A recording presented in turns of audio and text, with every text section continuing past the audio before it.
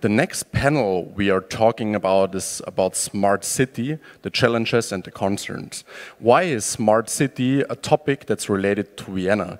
So as we know, Vienna, it's one of the most livable cities. It's a city with very high quality of life. So already the Mercer ranking, so it's called quality of living city ranking, Vienna is on the #1 since for over 10 years. So we have 10 times in a row the title of the city with the highest quality of living.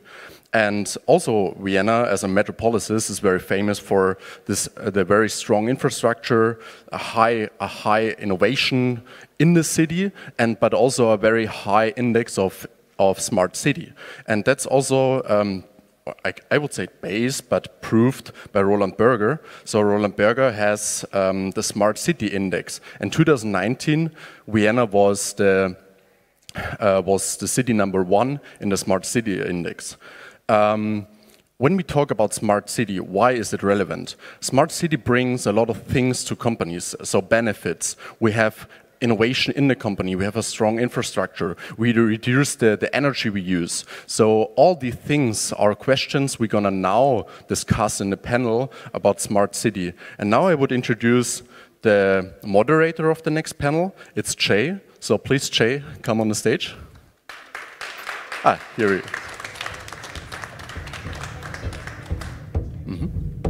Hi. Hi, Jay. Jay, maybe one question at the beginning. What is for you smart city? So what is the definition for smart city? Yeah, good question. So I think people come from all kinds of different angles depending on which industry they work in. So some people are focused on transport, some on energy, some on waste, some on mental health and well-being, some on public space, etc. And I think all of these things together make a smart city, and I think there needs to be indices that have all of these different factors in a way similar to the UN Sustainability Development Goals that everybody can refer to and measure themselves against. So, and a bit more about smart city we're gonna now discuss with our speakers. Our first speaker is Eva Czernohorski from also the Vienna Business Agency. So please, a hearty welcome to her.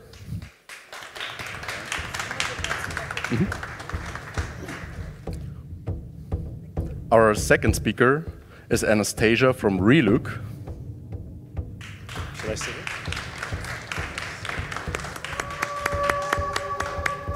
Good morning. And our third speaker is Andre Felker from Backbone One. So please welcome him. Here he is. Good morning. Good morning, hi. So, yeah, thanks for listening to me again. And now I give the mic to Jay. Jay, the stage is yours. Okay, so I think we'll launch straight into the topic and have the people introduce themselves a little bit after that, so a bit unconventional. So to go into the topic, I'm going to ask each of you on the panel, what makes a city smart? How do you measure it? And how do I know if my city is smart? So Eva? Okay, I'm the one to start. The mission of the Smart City Vienna is to design a city where everyone can live a self-determined life and where we enable that without exploiting our natural resources. And the Smart City is able to evaluate whether innovation or how innovation and technology can contribute to achieve that goal. And if we want to measure this, whether we achieve this, first it's good to know that we are ranked as a very smart city in different rankings. But obviously we do our own monitoring and therefore set up a monitoring system where we look at there are a lot of goals in that smart city framework of the city. And we have a qualitative evaluation scheme. So we have a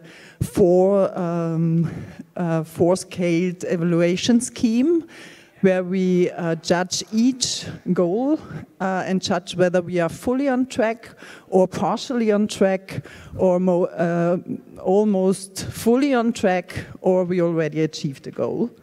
And we do not look only on numbers when we do that evaluation, because numbers are sometimes not that obvious or not that objective as we think.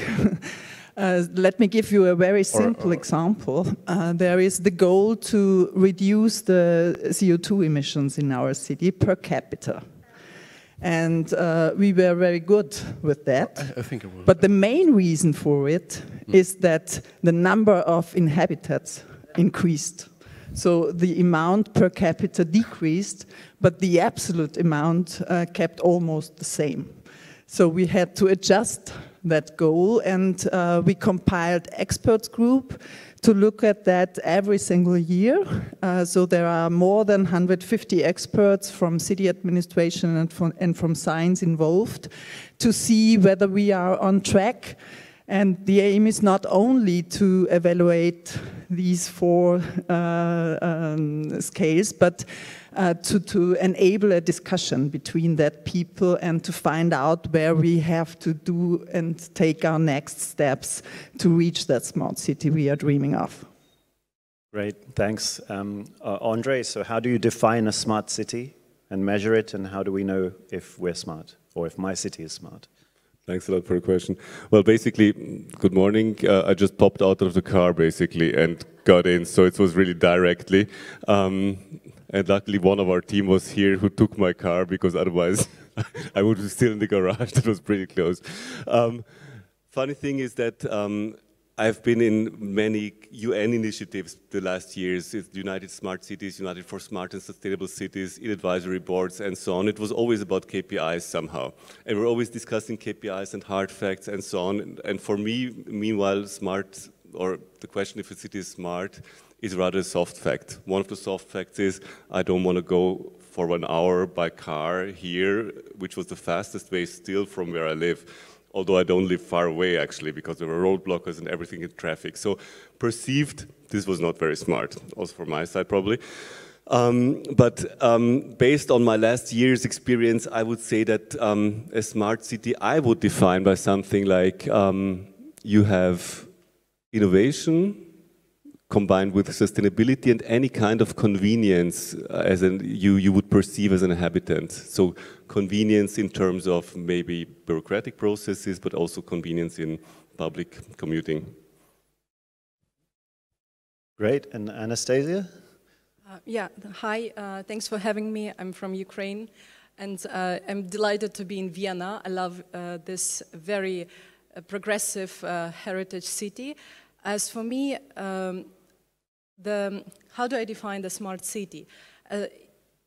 You can look at smart city from different angles, as from the point of a citizen, from the point of government, from the point of a traveler, like a tourist. And every time the government, to be able to provide the solutions for each of these categories, has to provide the sustainable way for each category of these people to feel comfortable.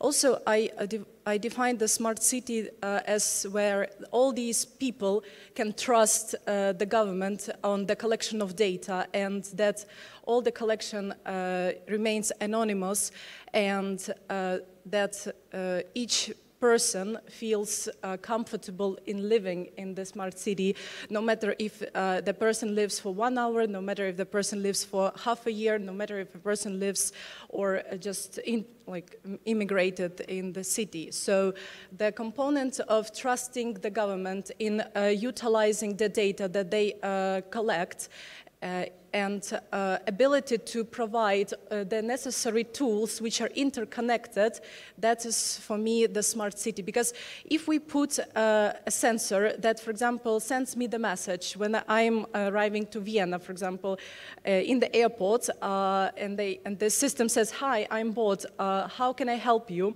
And when I share my information and when I get the information I need, for example, how to get to the hotel or how do I use the transport system, and when this system interconnects me with other system, then I call it a smart. But when I use the system for the system, then unfortunately I cannot say that the city is smart, because everything has to be in balance, and it must be a system of interconnected devices. That's for me a category how I see the smart city. There are a lot of things about technology there, but also about people being happy and enjoying the city. Is it possible to have a very simple city where people are really happy with very little technology? Absolutely, absolutely. There are some cities, small cities, where you know how to walk, how to navigate, and you don't even need Google Maps there. And there are some cities in which you go and stay in queue to the city administration, but there, I would say, no, it's not possible to have no technology in the city, because even if you submit to the city municipality some application, you expect your data to be safe, and you expect the government to process it. And now, even though majority of population is already growing up, and government has to provide fast digital answers to any inquiry the citizen or the guest of the city has. So no. So in terms of transportation, I think for people who are not tech savvy, yes, it's okay, but if we want to progress, we need to literate people, and we need to show that all these technologies help to provide services faster, efficient, sustainable, and for the people's happiness and comfort. Great, thanks a lot.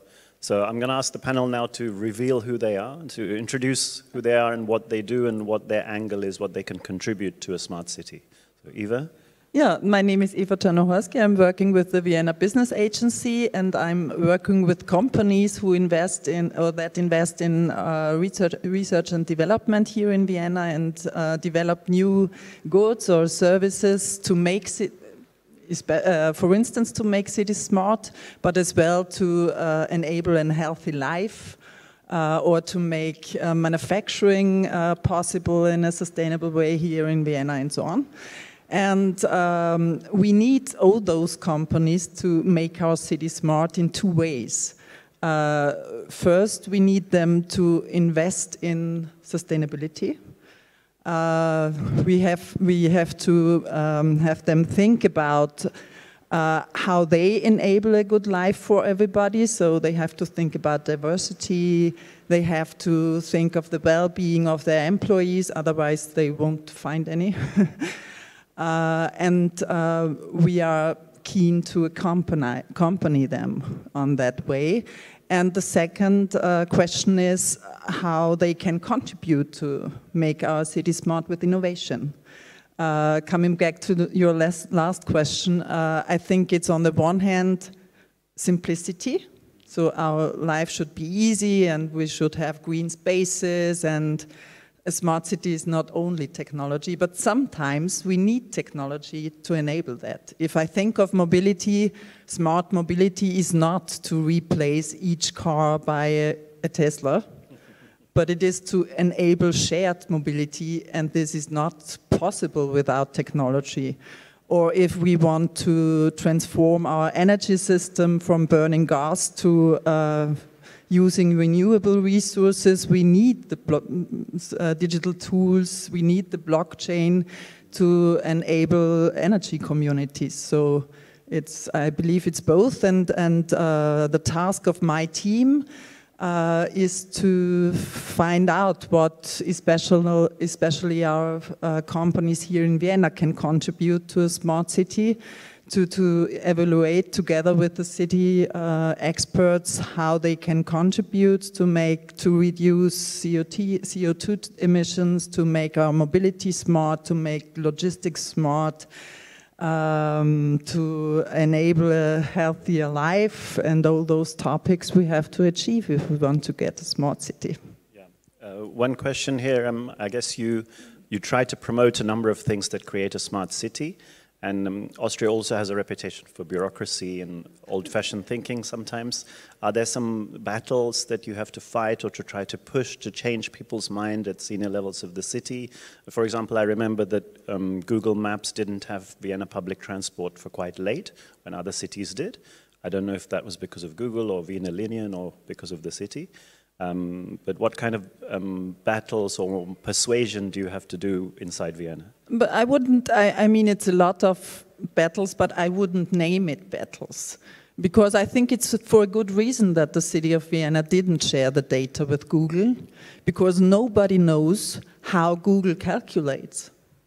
And the city of Vienna designed its own navigation system and set its own rule for how to decide whether you are faster with the car, with the train, or if you go by bike.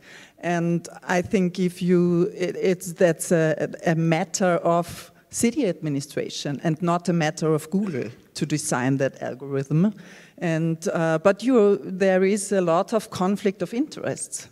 And therefore, we have to have lots of people look at that and find the best solution that is possible. Yeah, I mean, I would disagree with that to some extent, because Google is just in every city around the world. And when I go to a brand new city in Sweden, I don't want to search for their local app. So I understand that cities want to completely control everything and which route you take, but I'd rather you take the risk of having me go on a slightly imperfect route, but it's on Google so I can access it easily. But just to be controversial. I mean, feel free to respond before I pass to Andre. I think I already told you why the city took the decision it took, and obviously you are right as well. That's why I wouldn't say it's a battle, but it's a conflict of interest. They changed the decision, right? They gave it to Google. Yes, but now we have Wien Mobile, and it's used by lots of people, and I personally use Wien Mobile and not Google if I want to get somewhere. Yeah. And I think this is because the city of Vienna did a great job. Yeah, great. Okay. Andre, about yourself. Yeah, it's funny to hear all that, and also a question. I had my second home in London until some years ago, and I was commuting back and forth between London and Vienna, and somehow in London nothing worked, looking back, and nobody was complaining. Here in Vienna, everything is working, and everybody's complaining. So it's really awkward for me a little bit. But still, I mean, everybody from also the audience and who's listening and who's living in Vienna can be happy, from my point of view, to live in such a place. My main interest is how can we combine anything we do today with any sort of sustainability, basically. And what we have is a green tech venture called Backbone One. And while everybody is talking about how can we transfer renewable energy from A to B, we are thinking about how can we do transactions based on renewable energy so they actually result in new business models for everybody, benefiting society, companies, and especially private persons. So what we are building is down the road basically the first payment provider based on renewables. So everybody can produce his own energy or can access decentralized energy resources. And, for example, go to the supermarket and decide, do I buy my milk with euros or do I pay it with kilowatt hours? That's down the road to vision. Vision is very short term, basically, because we're talking about 1.5 to 2 years from now on, based on where we are technology-wise. In a first step, we have to democratize the access to renewables to everyone in Europe, because most of the people are living in apartments and not in houses. So it's kind of a social question whether you can afford to build a solar PV infrastructure somewhere, for example. So we have a first product where we enable companies to become the energy providers of their customers or employees. That is up and running. We didn't kind of announce it yet. I have a press conference in Berlin in January where we'll announce it together with a big company where we'll launch this product for the first step in Europe. And there will be a kind of launch interview in November also in Germany, because we do it for Europe. And We kind of gather all the journalists there to announce what we are doing. We have trademarks like energy as a currency, is a global trademark which is owned by us. And as long as it's the announcement, our technology is in the market for 1.5 years already, and now it will be officially kind of launched in autumn and the beginning of next year. Good thing is that imagine that if you combine renewable energy as a source for anything, you can also do it, and that's actually a connection to cities, for cities. So we are also talking to, or we started talking to the city of Vienna, because imagine you have your kind of energy bank account, which is your battery. So any kind of battery storage system becomes something where you store your energy surplus. This can be a decentralized battery storage you access. This can be your electric car. This can be a home storage solution, which some of us might have at home. And then when energy becomes a currency and storage becomes bank accounts, you can decide what kind of transactions you want to do. The easiest example is like you drive by a McDonald's with your electric car, buy a Big Mac, and the amount of the Big Mac is withdrawn from your car battery. And McDonald's takes your energy and uses it for itself. In a city context, it could be, for example, that every citizen in Vienna has access to renewable energy, and then pay city services with this energy, public commuting, tube tickets, museum tickets, whatever. So everybody can lift his net income of his household and do transactions by kind of accessing energy and by using energy and by energy becoming something which enables new business models for everybody. I guess you live in Vienna or work in Vienna. So yes, is there one specific project or one step that Vienna can take right now which would go in the direction you're talking about? Basically, we're talking to a bunch of cities, also London, but also here, as you asked the good question, obviously in the perception, Vienna might be behind. In reality, we have the impression that Vienna is kind of quite ahead in terms of digitalization and every kind of precondition we need to establish our system, because you need access to renewables, you have renewables ramping up, you have digitalization and so on. This is actually given in Vienna already. Yeah. So what's the one step you still want them to take that would improve something? It's a difficult question because it's about also the energy providers here.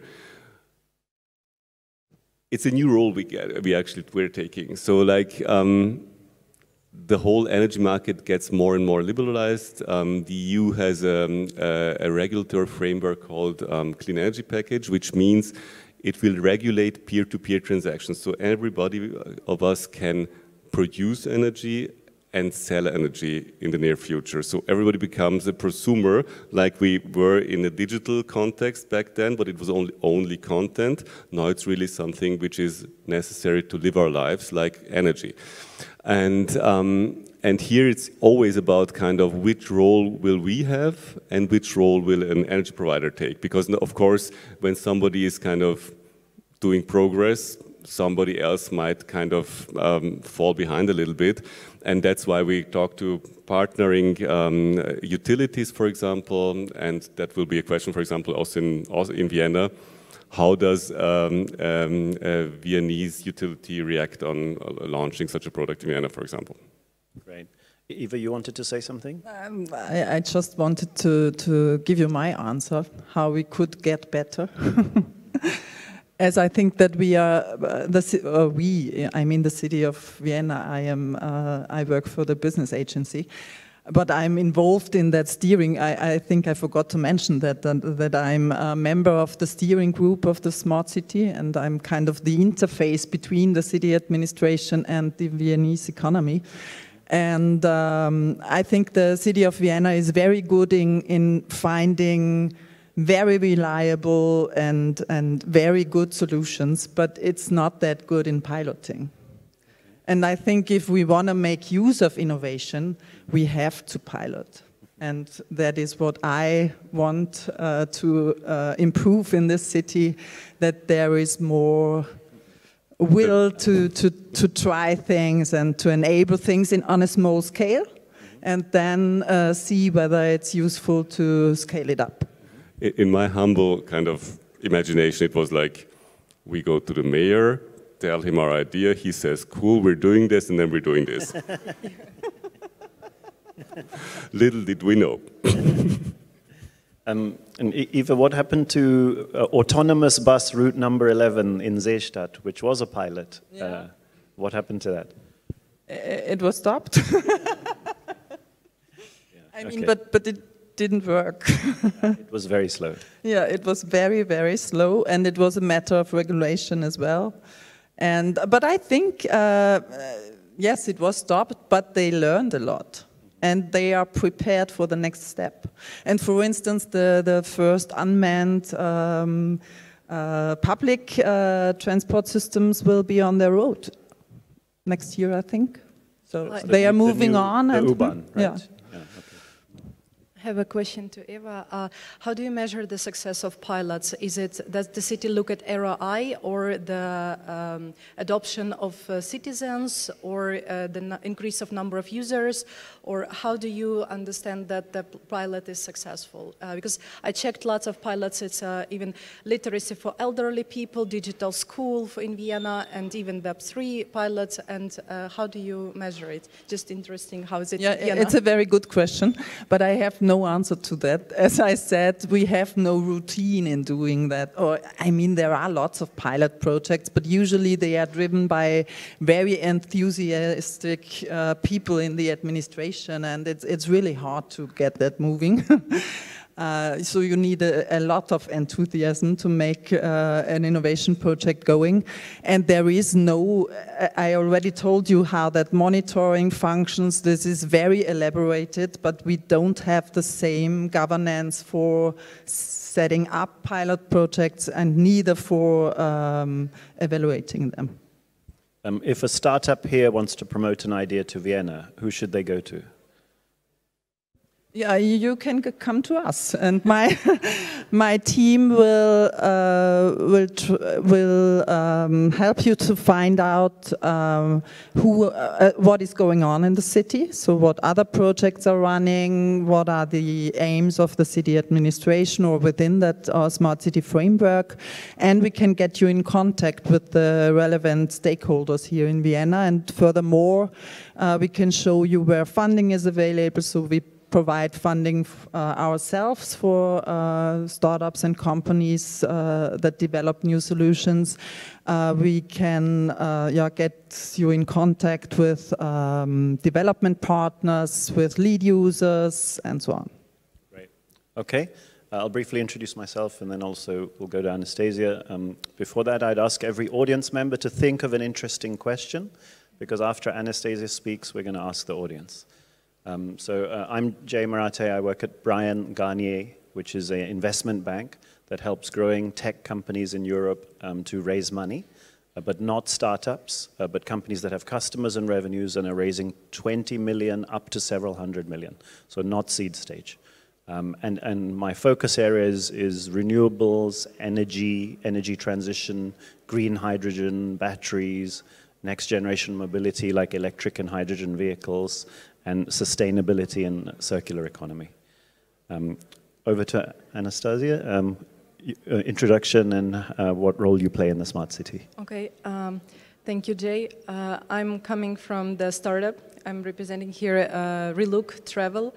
We are bootstrapping the immersive traveling solution, and I believe that for the smart city, augmented reality, virtual reality, and Web3 technologies are the future, which should be looked at, and cities should understand how to utilize these technologies. So speaking about smart city, I see that augmented reality hasn't given a big boost of utilization only in industrial repairment, and I don't see many people wearing glasses on the streets and driving and seeing directions and navigations.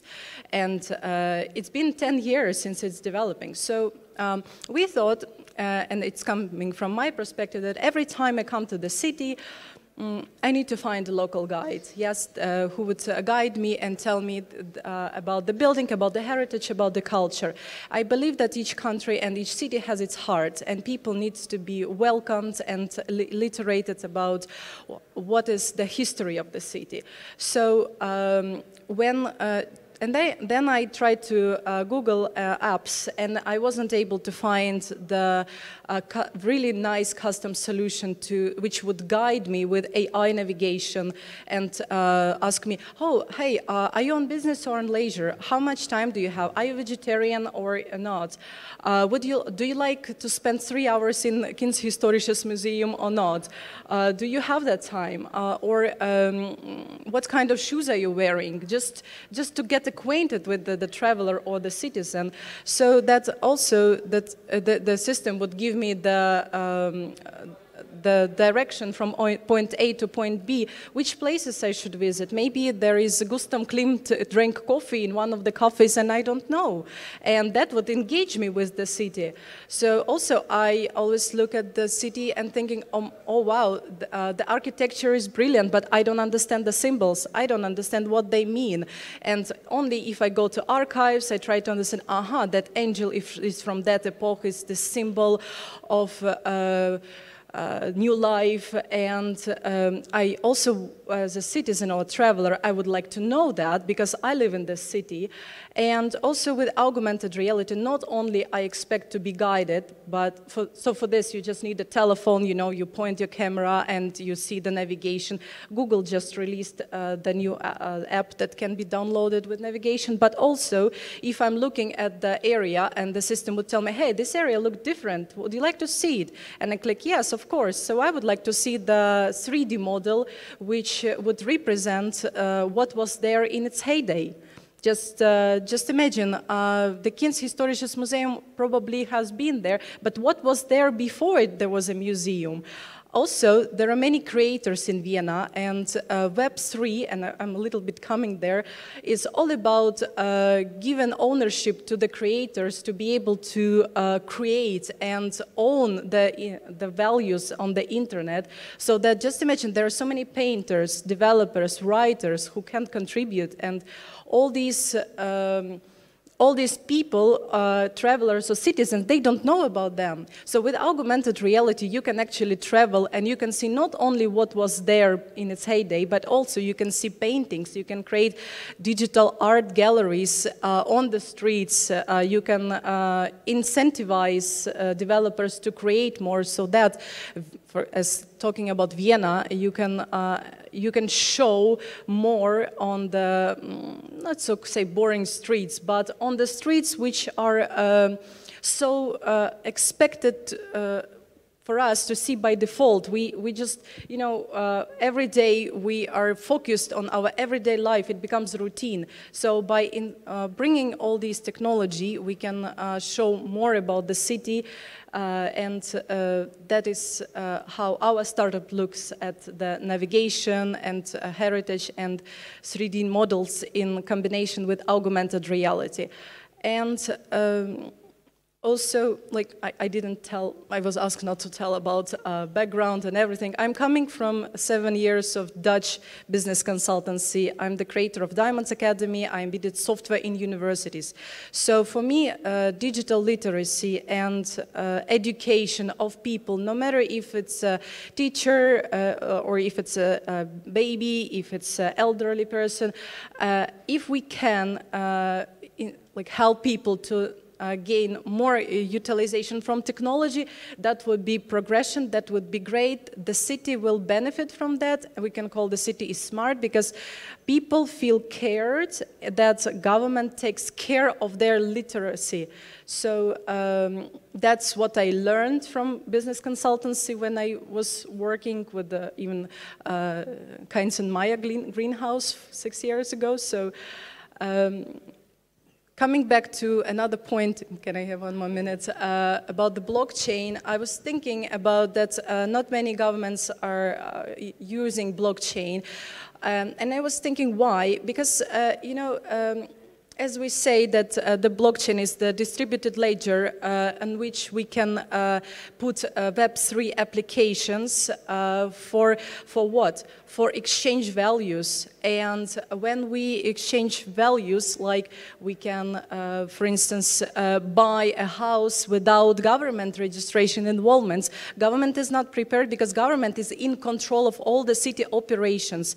But this is very sensitive topic which governments have to address, because if governments say, okay, let's implement blockchain, and governments say, sure, now every transaction will be recorded.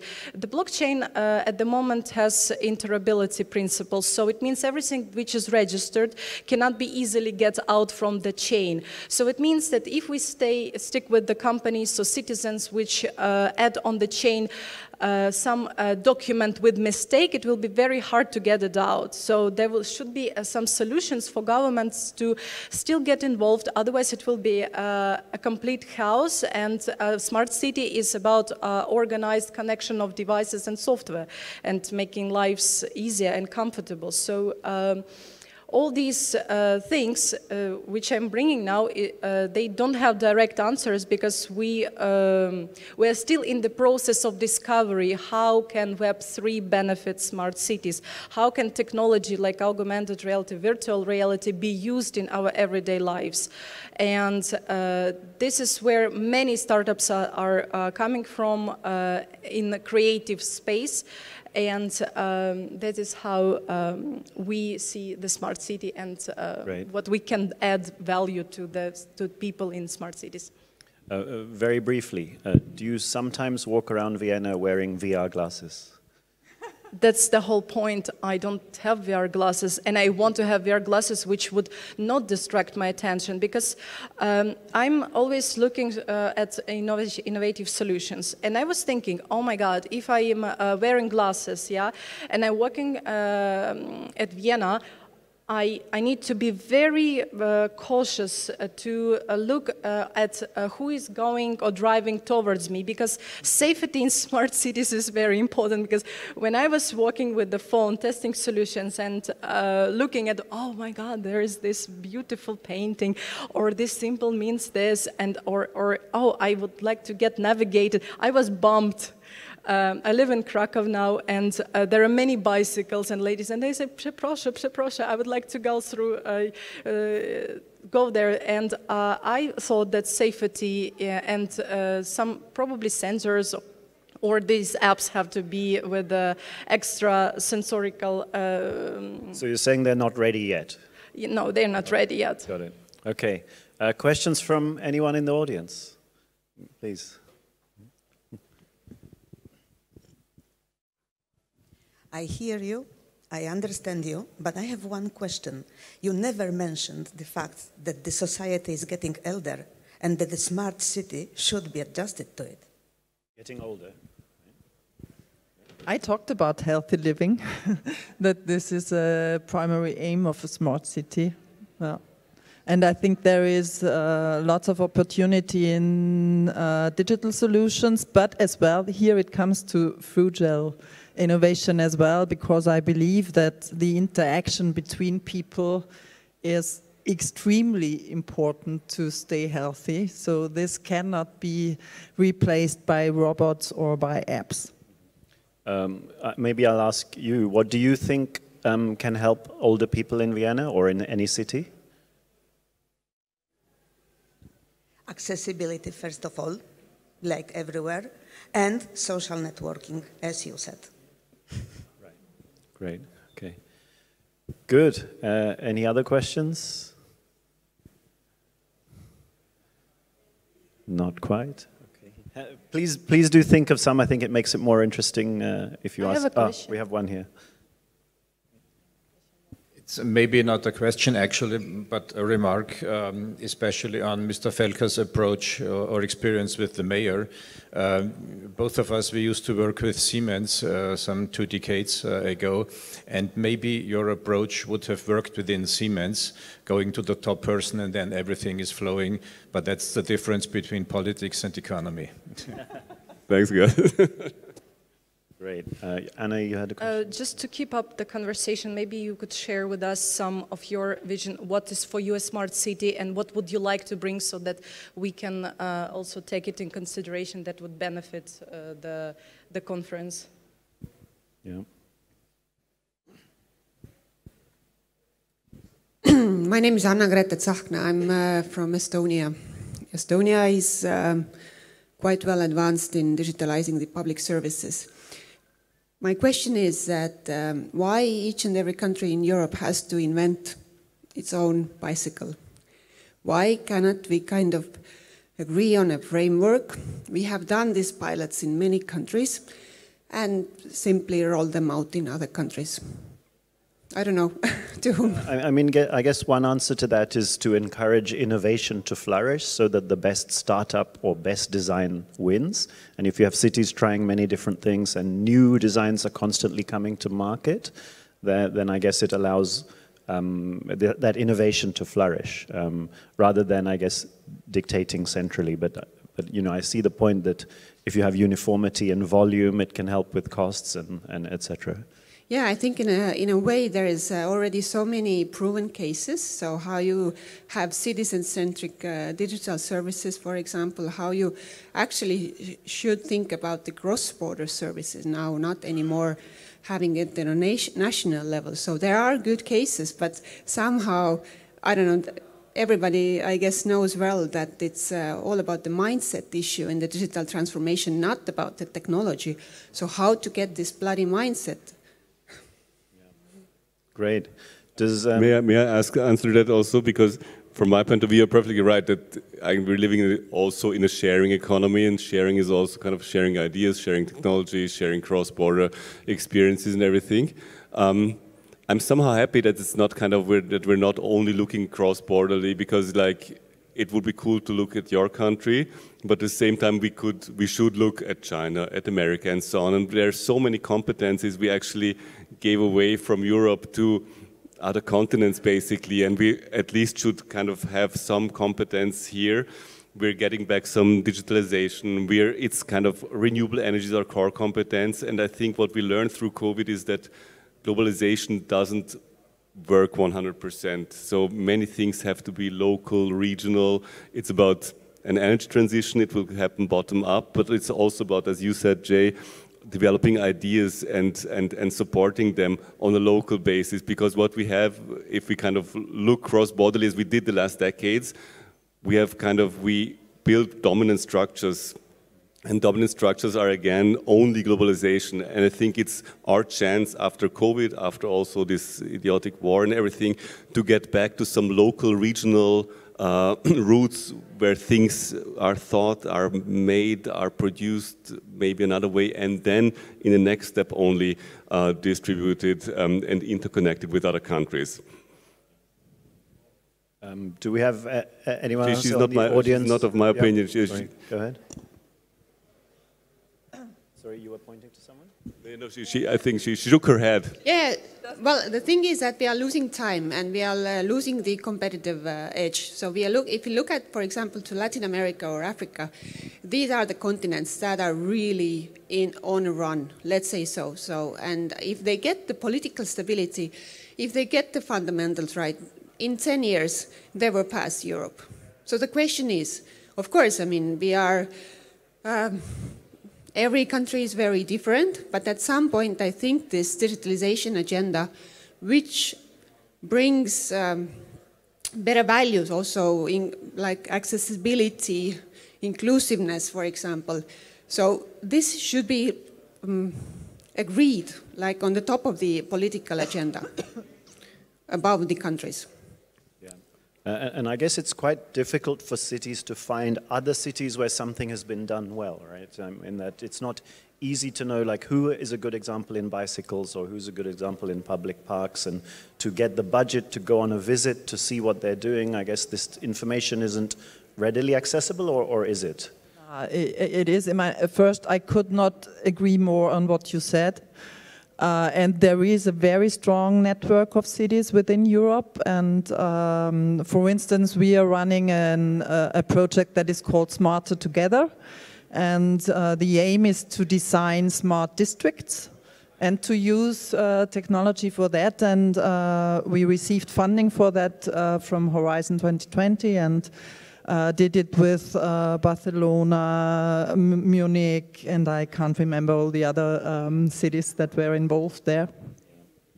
Does anyone in the audience have an example of something, a city that has done something really well or something really badly in the smart city topic?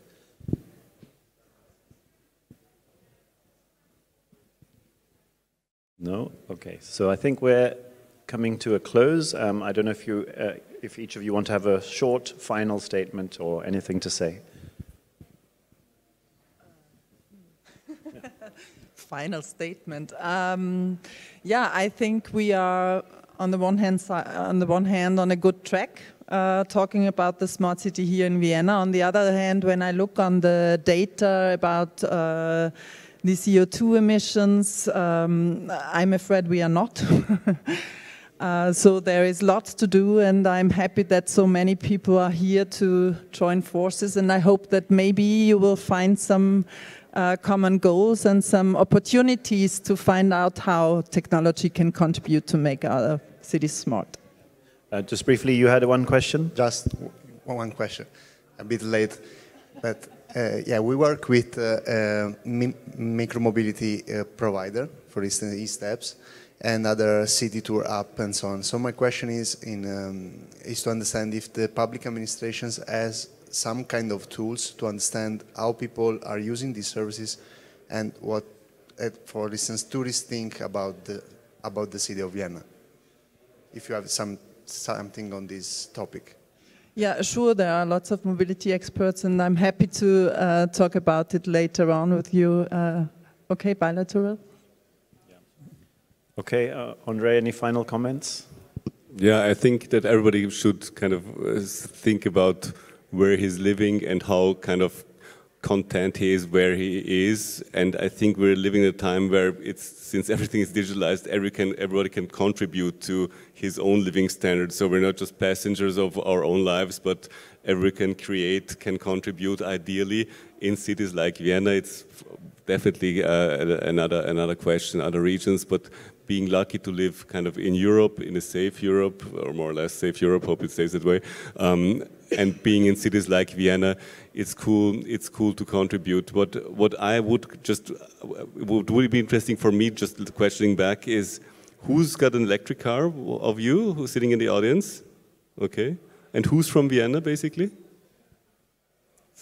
Okay, I'm sorry, it's also...